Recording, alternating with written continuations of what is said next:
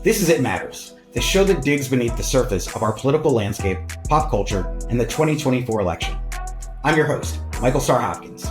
I'm a born and bred Washingtonian who knows the ins and outs of DC. I've worked with political heavyweights from presidents to governors and members of Congress. I also write for and appear on The Hill, The Daily Beast, MSNBC, and News Nation. Now I'm bringing you prominent politicians and cultural icons, and the unfiltered truth. So buckle up and join me as we navigate this crazy world together and look at the situations that matter the most. This is It Matters. Let's dive in. All right, everybody. Today's guest is Janelle Perez, the Executive Director of LPAC. Thank you so much for joining us. Thank you. Thank you so much, Michael. I appreciate it. Hey, listen, we are in Pride Month. Can you tell me about LPAC and what it does? Absolutely. Actually, happy Pride. Happy Pride to everybody that's listening. Absolutely. So LPAC is the nation's only LGBTQ organization that is solely dedicated to supporting and electing LGBTQ women and non-binary folks. So it's an incredible organization. I was an openly lesbian woman that ran for office in 2022 in Florida, and LPAC was one of the organizations that really stood by me. They were actually the first to endorse me. They were with me at every step of the way. So unfortunately, since Ron DeSantis was also on the ballot when I ran, I did not get the outcome we all expected. But after that, LPAC continued to engage me and find ways that that my career can continue in politics and public service. And so I ended up on the board, and now I have the honor and privilege to be the executive director, which gives me a really unique perspective for our candidates because I know what they need. Yeah, absolutely. Having run for office and now being head of the organization, talk to me about Ron DeSantis and the Republican Party. There's a huge attack on the LGBTQ community. What's going on? I mean, so when I ran for office, it was the year that the Don't Say Gay bill passed. It was absolutely. What's the Don't Say Gay bill for people who don't know what it is? It's I think it's called the Parental Rights in Education is what they called it, or is what it's what it is called. We called it the Don't Say Gay bill, and basically it was about parental rights for homophobic and supporters of the Republican agenda, not parental rights for all parents. It surely did not protect families like mine. I have two kids. I have a 6-year-old, she's about to be 7, who's in first grade, and a 2-year-old. So what they basically did was, I mean, we're seeing it all over the country, the book bans, the censorship, like that is what that bill really was all about. And being a candidate at that time, it was really volatile. I ended up having to have an armed security guard at my gate at my house, because my opponent doxed me and used pictures of my home in her ads and in her attack ads and things like that. And I started getting death threats. People that were threatening to kill me and my kids, or their words were "me and my gay, you and your gay kids." I'm the gay one. Maybe my kids might be, but they're just 6 and 2, so we don't know yet. What's that like, though? What's that like for you and your family? I mean, it was really scary because that's not what I signed up for. I signed up to run for office and to have an educated but respectful political debate.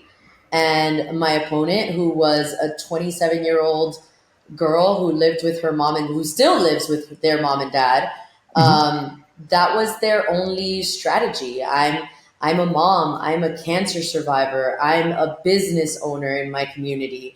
Our family business employs 200 people right here in Miami-Dade County. And there wasn't a lot that they could attack me on. So what they did was they used that. As a matter of fact, the Republicans in Miami-Dade County attacked me for being a successful business owner, which is mind-blowing to me. I thought Republicans are supposed to be the party of small business.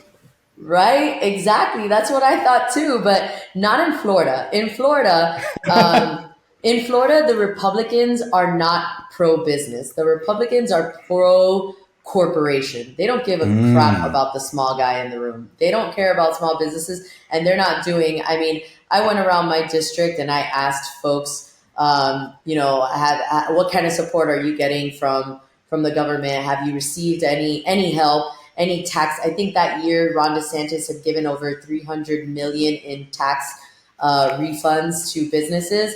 I didn't talk to one small business owner that got a tax refund that year, but I'll tell you who did, and it was probably Amazon and Target Yep. and Disney, which I'm not picking a fight with Disney. Yeah, I was gonna say, don't start out with Disney. All But right. listen, they're the largest employer in the state, so I don't have a problem with them.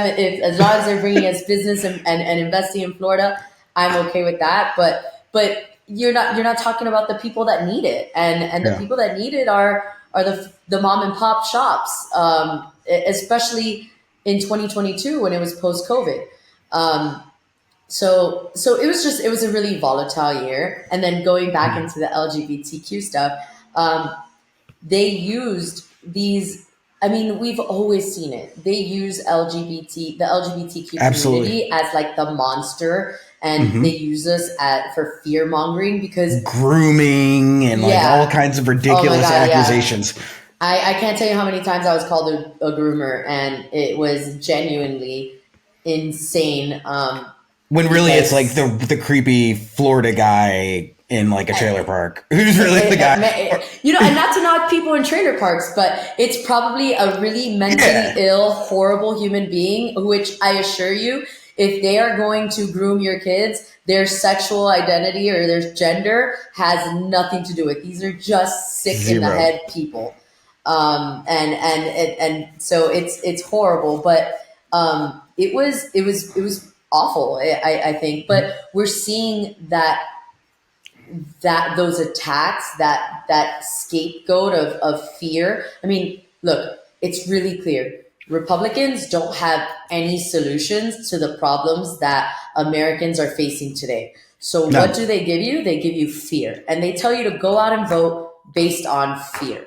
Right now, Democrats, the only fear we have to talk about is the Republicans. And the fact that they're literally stripping away your freedoms, and you're allowing them to strip your freedoms away because you're afraid of a boogie monster that doesn't exist.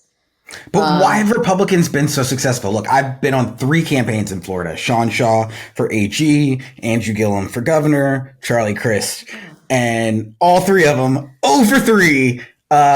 And it's like, Florida, what are you doing? I love this state, but once you get outside of like South Florida and St. Petersburg, maybe Jacksonville, it's a whole different world. People if you haven't spent time in Florida, you don't really understand the dynamics of Florida. Yeah, I spend so much time saying make For Florida make Obama. sense. So I guess I won one. Okay, I won there one you with go. Obama. Yeah, there you go. Thank you for that. But then did you leave? Thanks, Obama. Yeah, exactly. But so I think this in 2022. I'm sorry, Charlie Crist was not an exciting candidate No. at all. No. No. Andrew Gillum got close. I mean, he was within 10,000 votes. Yeah, Andrew Gillum got close. But I think Charlie didn't really run through the finish line in that race. Like, let's be honest. Between Charlie and Bill Nelson, like neither one of them ran through the finish line. Had Bill Nelson run through the finish line on that race, we may have had an Andrew Gillum governor. I don't even think if Charlie Crist could have ran through the finish line, he could have made it. I mean, he got blown out, but down ticket. He hurt a lot of down ticket races by not running through.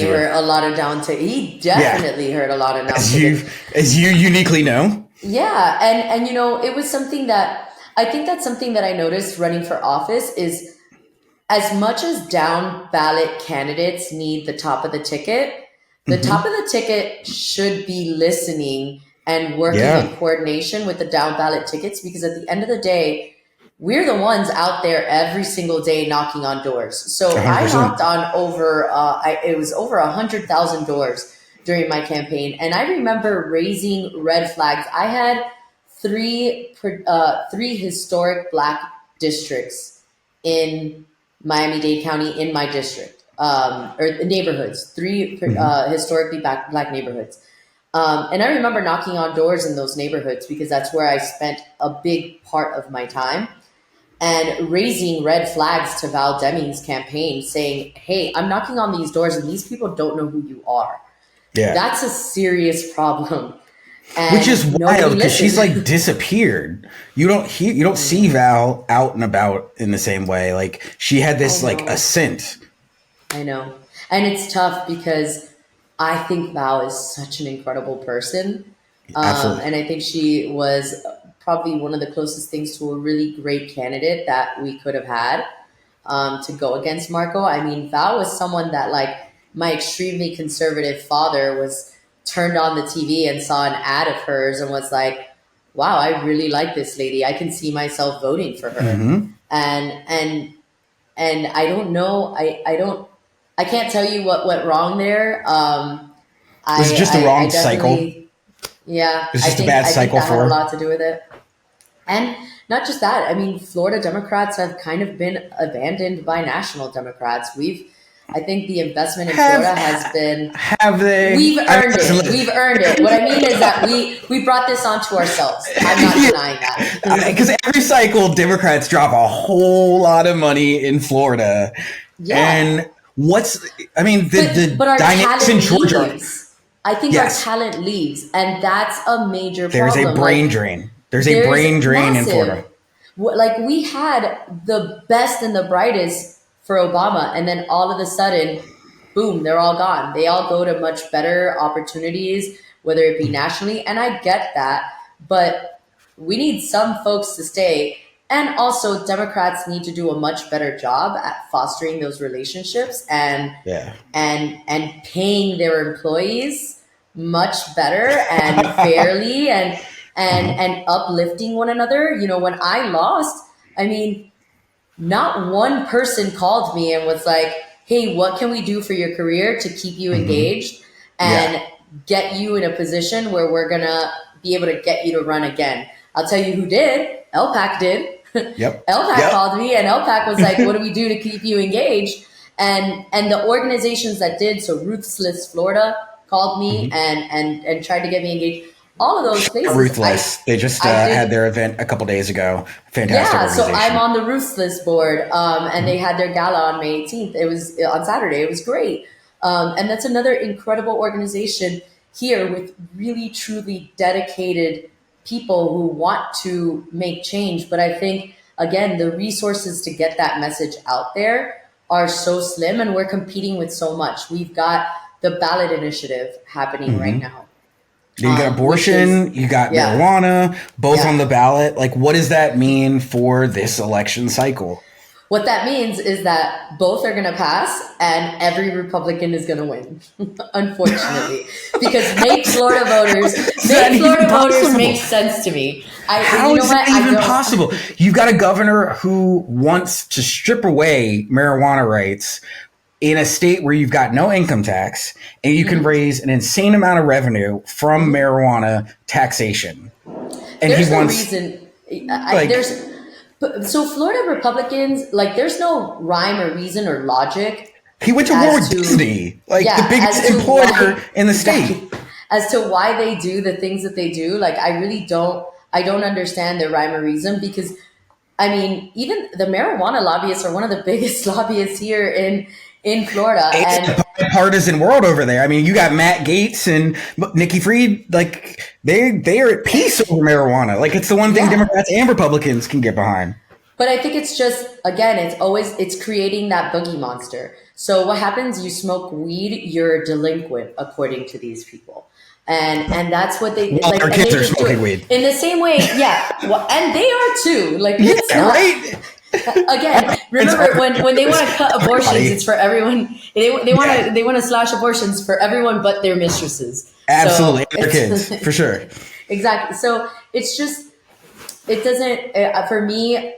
Again, make Florida voters make sense. I don't understand it. And when it comes to the Republican legislators, I think they just always look for a boogeyman because they don't come with solutions. I bet if Republicans would have come up with the idea of like, let's get marijuana on the ballot, they'd be all over this. They'd be totally fine with it if their brainchild or thought of it wasn't like another tactic or wasn't a way for them to attack Democrats. We see that now, especially when it comes to healthcare and expanding access to healthcare for Floridians. We've got you guys children. keep rejecting federal funds. We've got children literally being kicked off of Medicaid, kids, and the kids that need it the most, like kids that have special needs or that have chronic illnesses, are getting kicked off of Medicaid. And when you ask a Republican what is the reason, their whole thing is that Medicaid is just another form of social welfare, and that's just not going to work. And you know, you want healthcare, get a job. Like that's the kind of thought, and it's absolutely horrible, and it makes no sense because then you have all of these retirees living on single incomes or on one income here, living throughout all of Florida. They're mad because they're paying X, Y, and Z in their federal taxes, and that keeps going up. But what they're not realizing is that their state legislature is literally turning away half of these federal tax dollars. And then what happens is that when you go to the hospital, you get sick, something happens, you get an additional tax on top of that to cover people that are uninsured. So it's like you're paying for it twice. I never understand why Democrats don't talk about that point more. You can you can either pay up front, which is cheaper. It's like your car. You pay a maintenance fee. You take your car to get a tune-up because it's cheaper than when you blow the engine out and you got to replace the whole block. When you blow the engine out and you have to replace the whole block, everybody's got to pay for it. The same's true when somebody shows up with like hypertension, diabetes, and has a heart attack or stroke, doesn't have insurance. Somebody's got to pay for that. And it's Floridians. I don't understand. And I don't understand why Democrats don't message on that more, because those are the pocketbook issues that affect everybody that get the needle moving for folks in our direction. I love advocating and fighting for LGBTQ rights, but I assure you that if I talk to a person who's on the fence and who's in the middle, and I talk to them about how progressive policies are going to impact their pocketbook in the long run versus these social issues, that person's going to come to my side over their pocketbook issue, because at the end of the day, I'm a mom now, I'm a parent. Putting that roof over my kid's head and the food on their plates is always going to be my top priority. And that is the way that most voters think, is how am I going to be able to provide the most for my kids? And that's my TED Talk on Florida.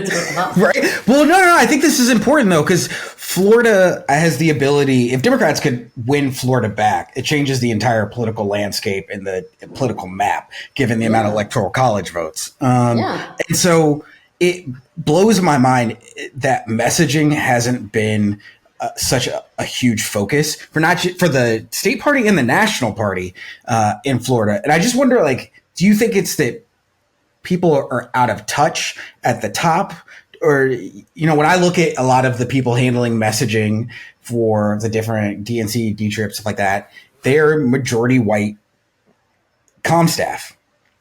They are all very highly educated inside a DC bubble. There's a type. There is a just homogenous type. And yes, they have some color sprinkled in.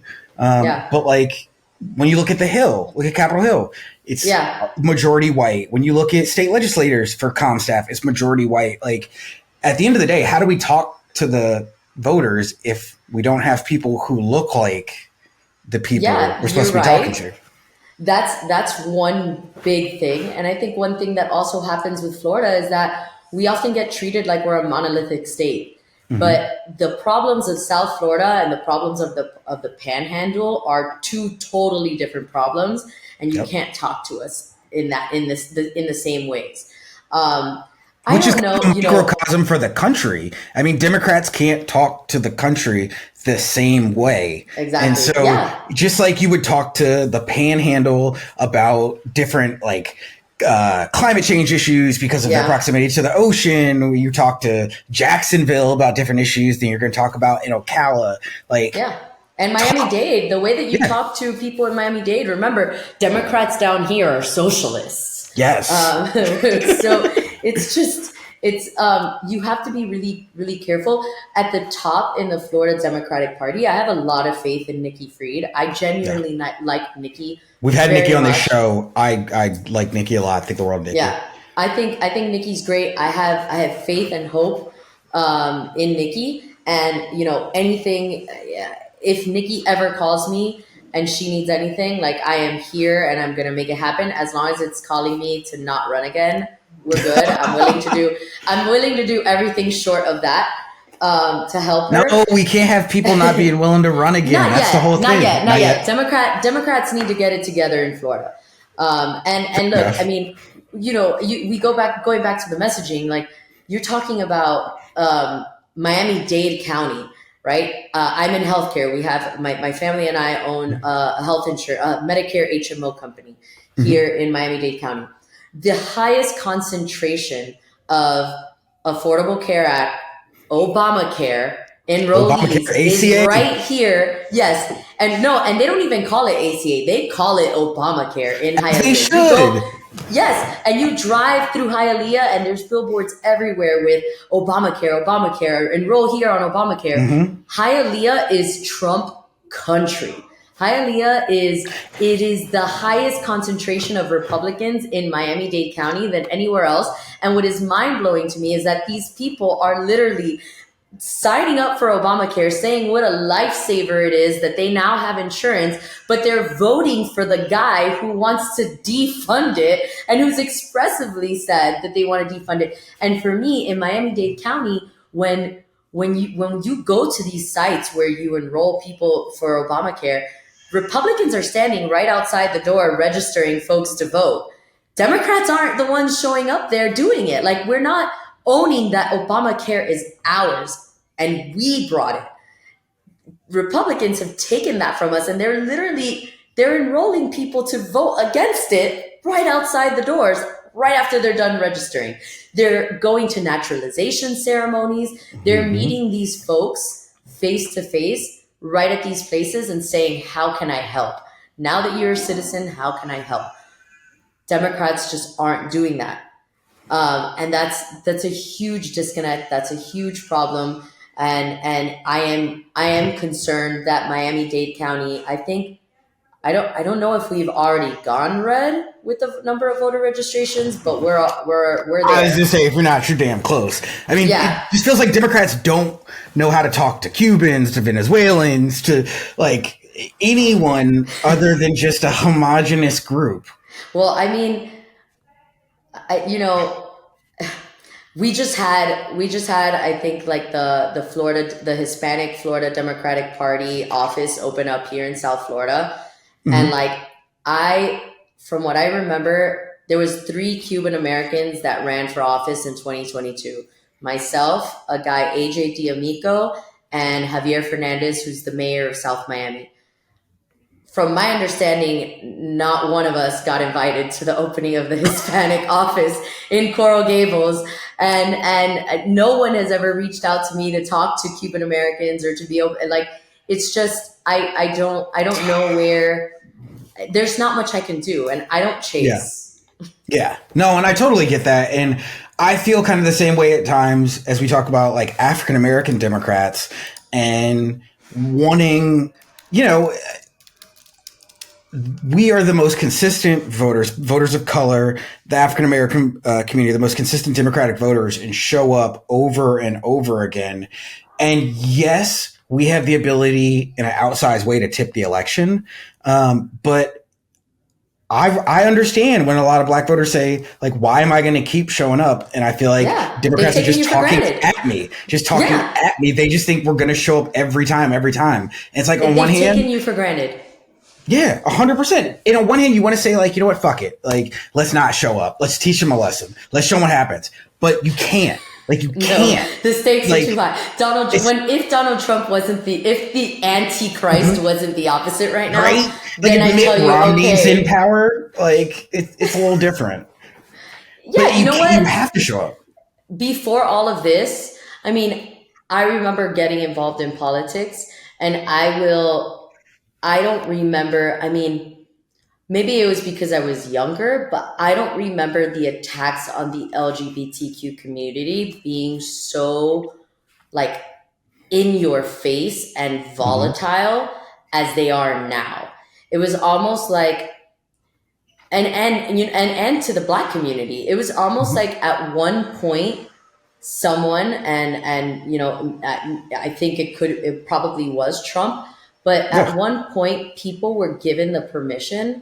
to say really nasty, homophobic, racist things out loud. It was the people that usually hid in caves or in their houses and Mm-hmm. didn't and were afraid to say these things. Behind white Now hoods. all of a sudden, yeah, behind their white hoods, all of a sudden now they are, it's like they've been given permission to say these things out loud and that it's okay.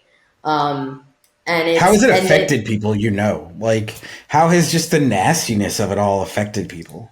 I mean, for me, I can only speak to being in Miami-Dade and running for Yeah. office here, but like I had people when my, you know what, my parents are a great example.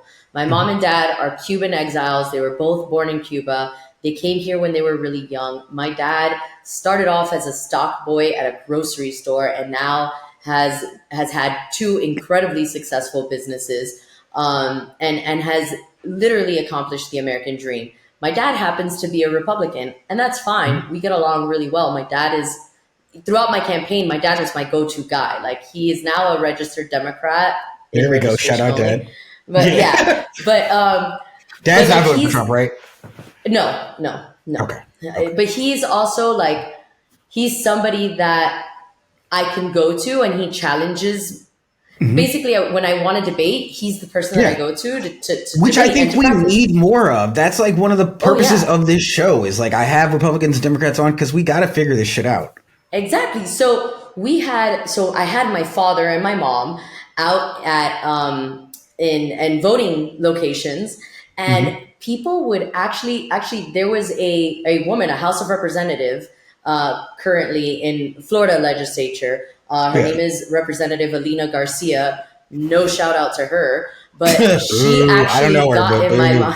I know, boo. No, she's a horrible person. She actually got in my mom's face and was like, "You're a Ooh. dirty communist pig." And my mom's like, Whoa. And you didn't put "Yeah." hands And on her? my You didn't put hands on her. no hands, no hands. But like this, for people to actually do that, like I don't Yeah. remember a time when I was growing up and young and working in politics where things were that volatile. um, Yeah.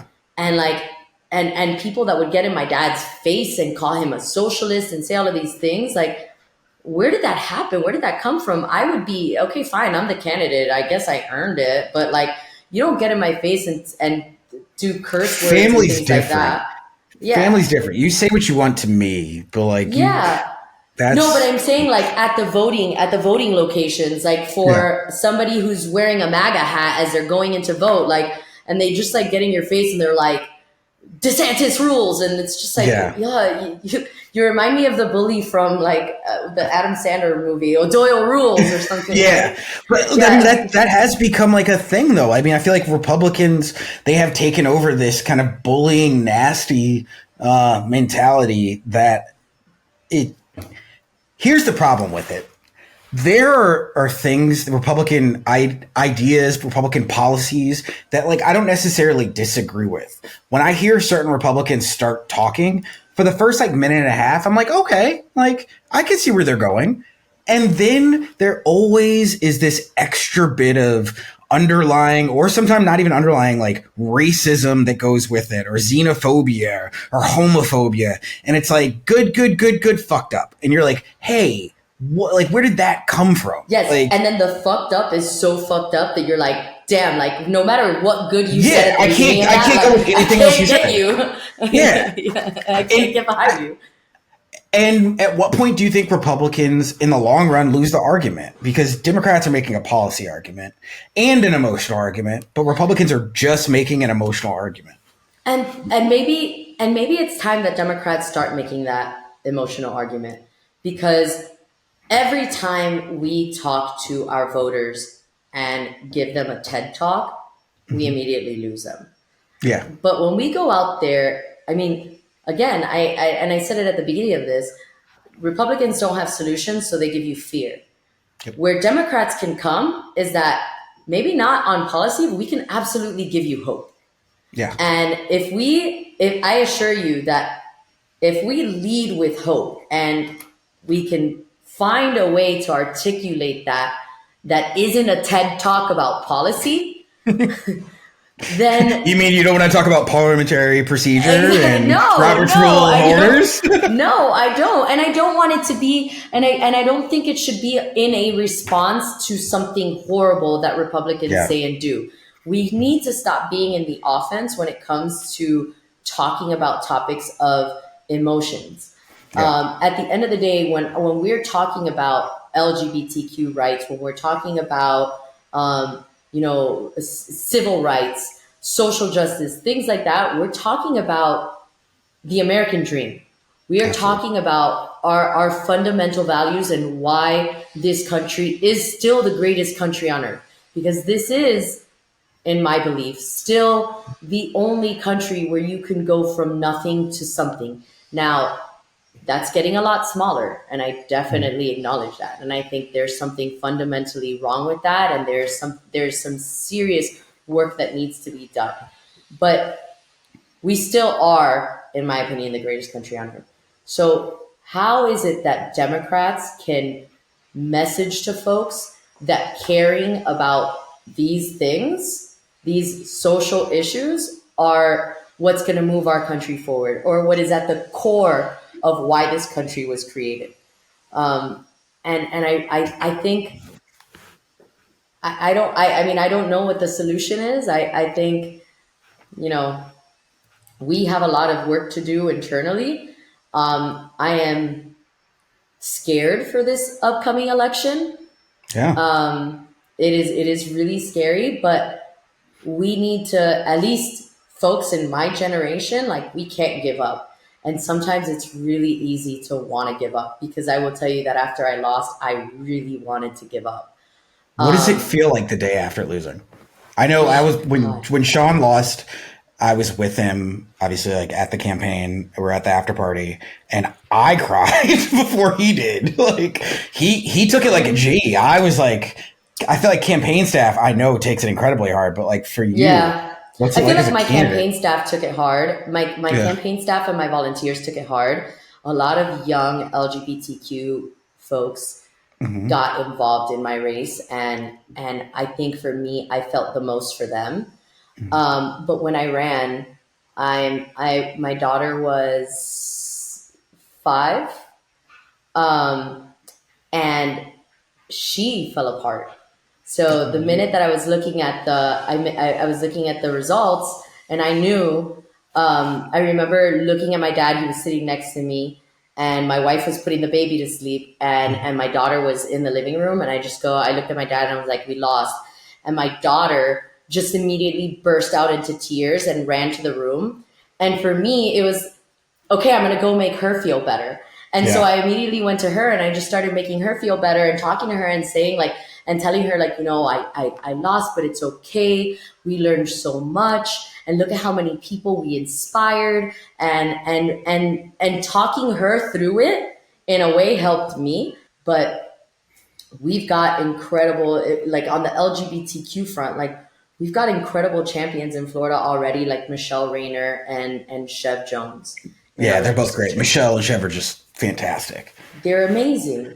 And then we had Carlos Guillermo Smith, but he unfortunately lost as well. But we had all these incredible champions that, like, you see them, and they're so articulate, they're so passionate, and they couldn't even stop it. So, what would I have been done? What would I have done? And I think I just would have been incredibly frustrated. And now I get to do this. Now I get to be at LPAC, and I get to, these people spent $10 million to bring me down for a state Senate race. Yeah. They spent $10 million just to beat me. And what they get, they ended up getting someone who, forget the Florida legislature, now I'm going all across the country to get people like me elected. And now I don't have my money. I've got the money of millions of little LGBTQ warriors to get behind these candidates who are literally paving the way for the next generation. And whether we win or lose in these races, these are people that are representing the LGBTQ community and elevating our cause, elevating our need for survival, because that's the point that we're at right now. Yep. We're literally building an army. God closes one door and opens another. Exactly. What do you say to Democrats who want to sit this one out and say that, Trump and Biden, they're just, they're two old guys who are equal sides of the same coin? That's not an excuse. I don't think that they're two equal sides of the same coin at all. Like you're not comparing apples to apples here. This is like, I think, a true testament of good versus evil. And at the end of the day, the Republicans, whether they are happy with Trump or not, they are not going to sit this out.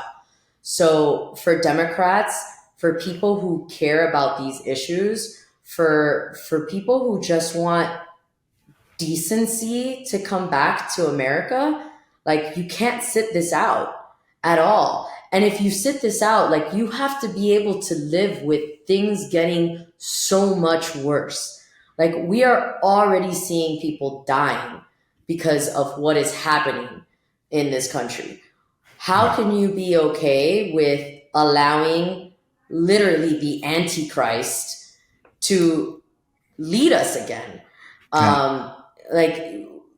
The reason why we have 1 million American dead. Like, we had to have George Floyd protests. Like, this man tried to sick the military on Americans, and right now he's winning in the polls. Like, isn't that terrifying?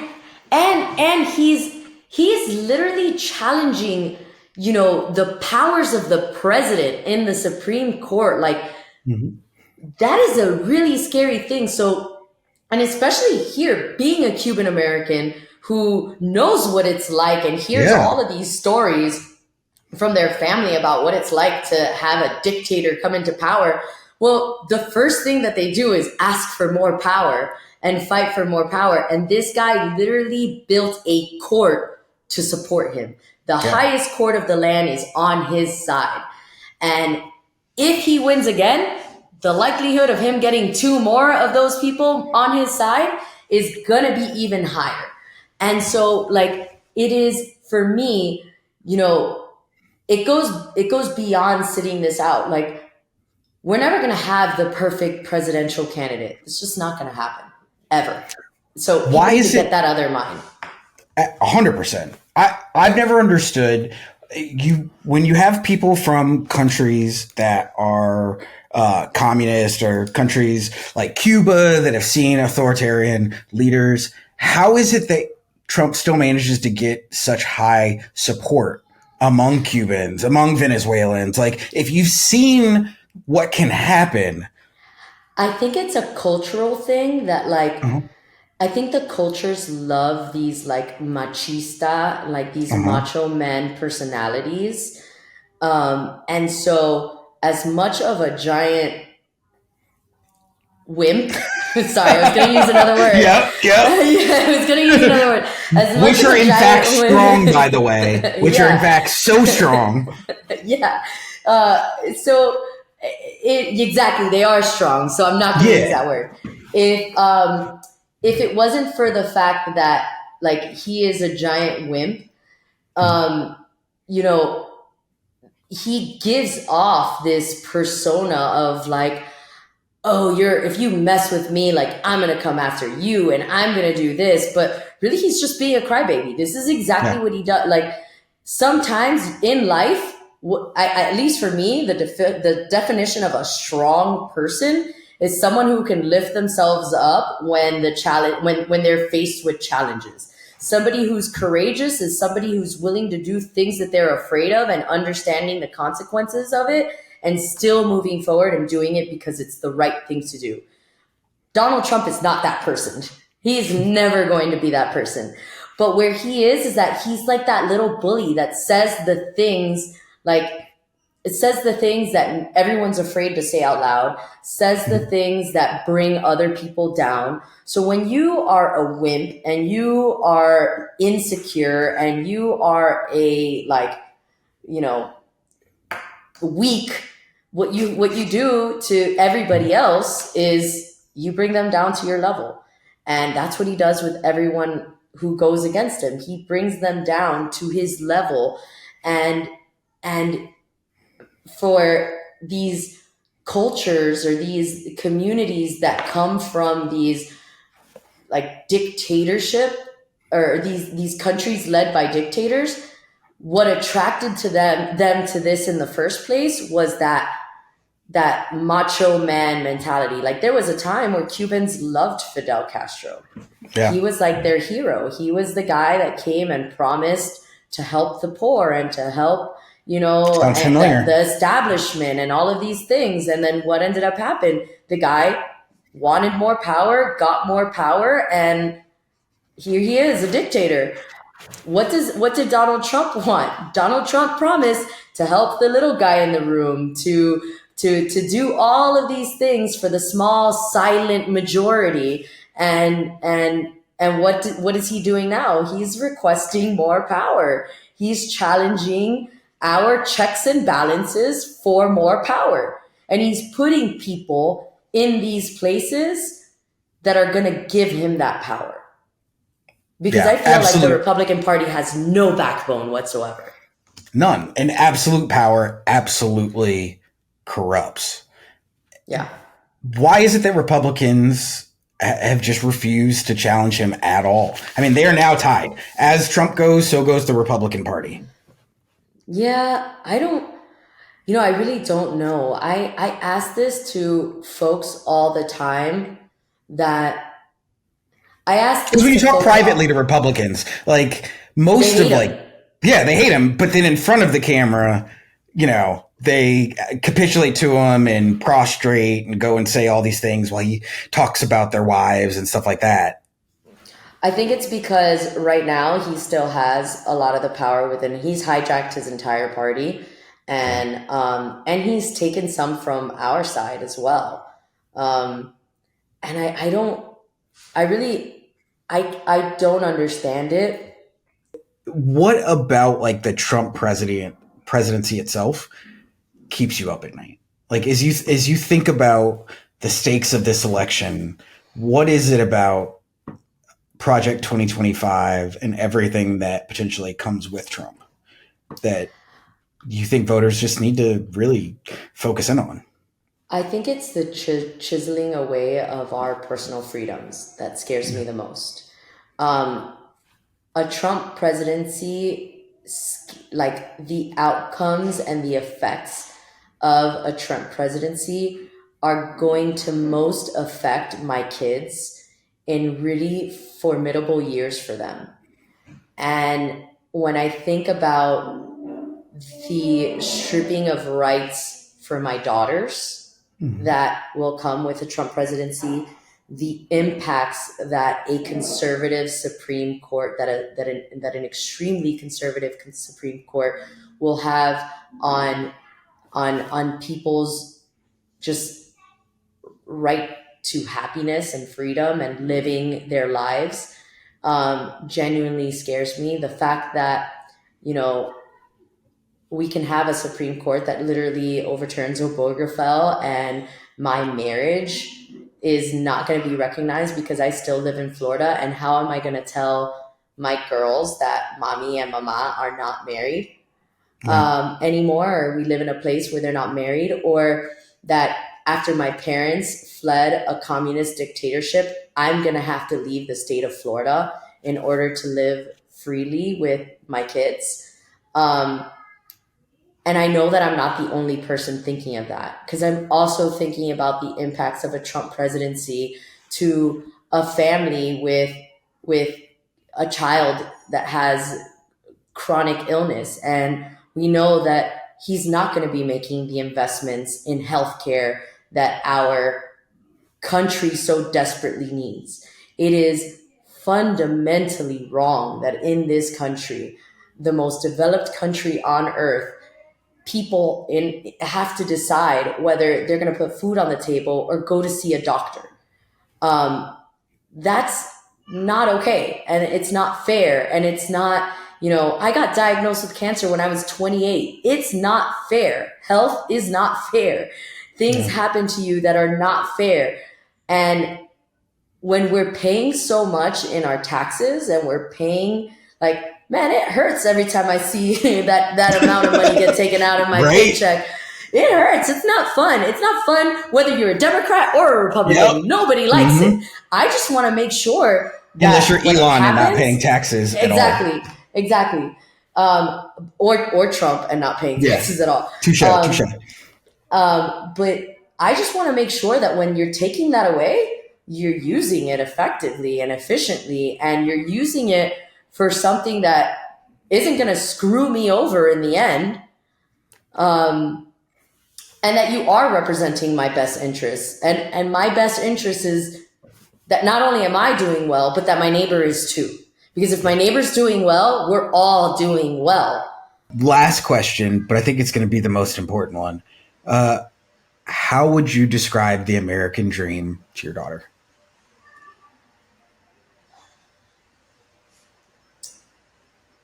It's really strange because being a first generation American, I would define it to her as something really different than it was defined to me.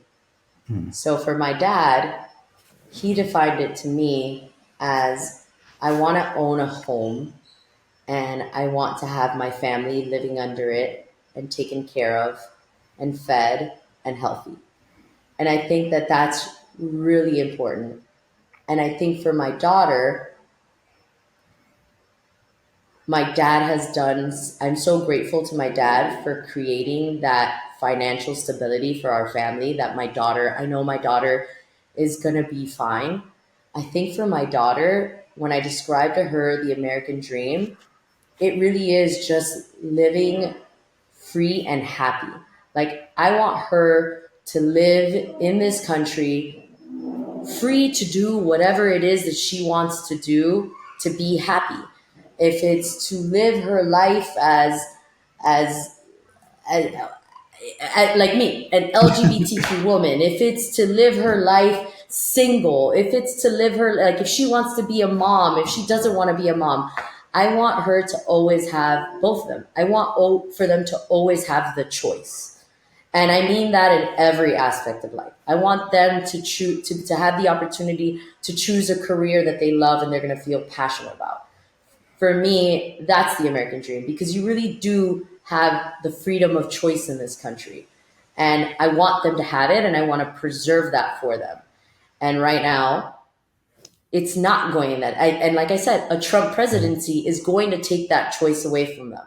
It's going to take away their choice of an education. It's going to take away their choice for bodily autonomy. It's going to take away their choice for who they marry. Like, we're literally seeing these attacks on every aspect of choice right now. And for me, the American dream is the exact opposite of that. It is freedom of choice. Amen to that. How can people support LPAC? So you can visit us on our website, teamlpac.com, and then follow us on social media at Team LPAC is our handle for basically everything. And, LPAC. How can they follow you? For me, you can follow me at Janelle Perez FL. And, I want to just add a little bit about what is so critical in LPAC's work. For the first time ever, we are on track to endorse almost 200 LGBTQ plus women and non-binary folks this election cycle, which is the most that we've ever endorsed in our history. We started off in 2012 as an organization that would help elect LGBTQ women and non-binary folks, but we often endorsed men, women, allies, all of this big umbrella of folks. And it was because at that time, there wasn't enough LGBTQ plus women running for office. But now we are literally on track to endorse 200 LGBTQ plus women. And we're no longer supporting men and allies because now we are just solely dedicated to women and non-binary folks, which is LGBTQ women and non-binary folks, which is so it's just so telling of the time. In 2012, there wasn't enough of us. Now there's 200 of us, and our resources are stretched so thin to be able to provide as much support as we can to these folks. So I think for the people listening, it is, I urge them to take a look at the work that we do. We get involved in races really early on, which you may know is a game changer for a lot of these candidates. Early money rises like yeast, right? Which is the Emily's List slogan. And it's true. And it's so true. Early money makes a huge difference. And that's where LPAC really shines. We get in early and we're willing to get into the fight during primaries and when other folks aren't ready to get behind a candidate, but we will. So Janelle Perez, LPAC, go check them out. You have been doing amazing work. I appreciate you so much. You have a standing invitation to always join us, especially as we get closer to the election. Yes, of course. Anything you do. You want to talk about Florida? I'm here. It's fun. I can talk Florida all day long. So we can cry about it and drink about it too if you want. Oh yeah, absolutely. Absolutely. Thank you so much. Thanks for being with me today. Share this episode with others, like and review it, and please keep learning all you can so that you can make an informed voting decision this year. Come back next week for more Truth in Politics. I'm Michael Starr Hopkins, and this is It Matters.